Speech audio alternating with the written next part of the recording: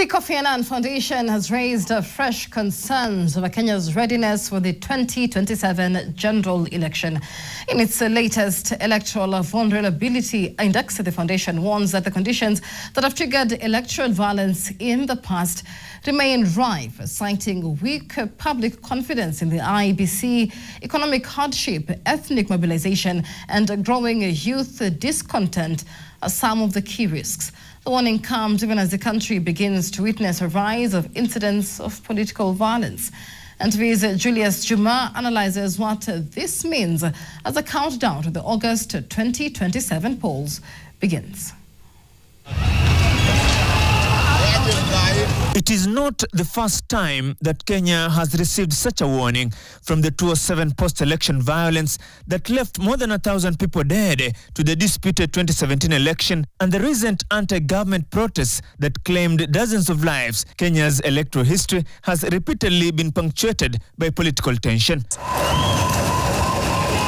Now, with slightly over a year to the next general election, the Kofi Annan Foundation says the country remains electorally vulnerable. Its latest electoral vulnerability index gives Kenya a 45.4 risk score and an 84.1% probability of experiencing some form of election-related violence. The foundation, however, says the index is not a prediction of violence, but an early warning meant to guide preventive actions.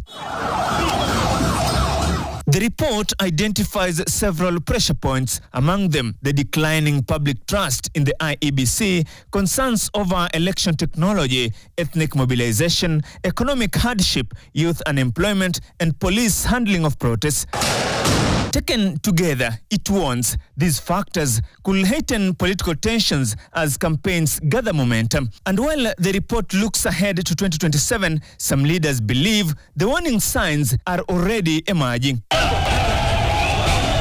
Violence witnessed during political events in Kisumu and Nyahururu over the weekend has once again raised concerns over the growing use of organized groups to disrupt political activities. Speaking in Mukumu, Kakamega County, Governors Ken Lusaka and Fernandes Barasa warned that if such incidents are left unchecked, they could evolve into a much bigger threat as the country heads towards another general election. I just want to appeal to my colleague politicians.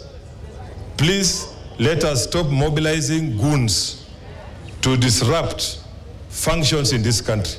Let us not use people, let us not use goons to drive this country into a state where we were in 2007. I want to appeal to you that let us not prepare a country for anarchy. Jana tumeona wahuni na pia juzi wale goons ambao wanatumiwa na wanasiasa. Na ningependa all the security apparatus, you must be vigilant ili mambo ya goons iweze kukoma sana kwa nchi yetu. Sio jambo la busara. That concern mirrors one of the foundation's central findings, that electoral violence is rarely a single-day event. Instead, it often builds gradually through political intolerance, public frustration, and declining confidence in institutions before erupting into open confrontation. Opposition leaders say the report should serve as a wake-up call. 84% of likelihood of violence next year is terrible news for this country's economy. And leave alone the economy, Kenyan livelihoods. So we must all act together.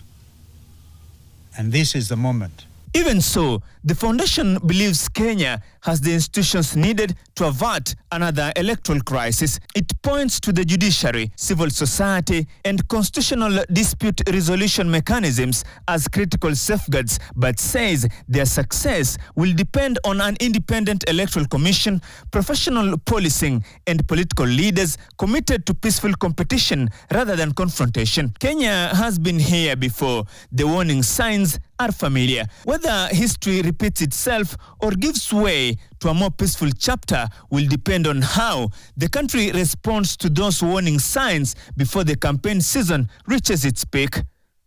Julius Juma, NTV.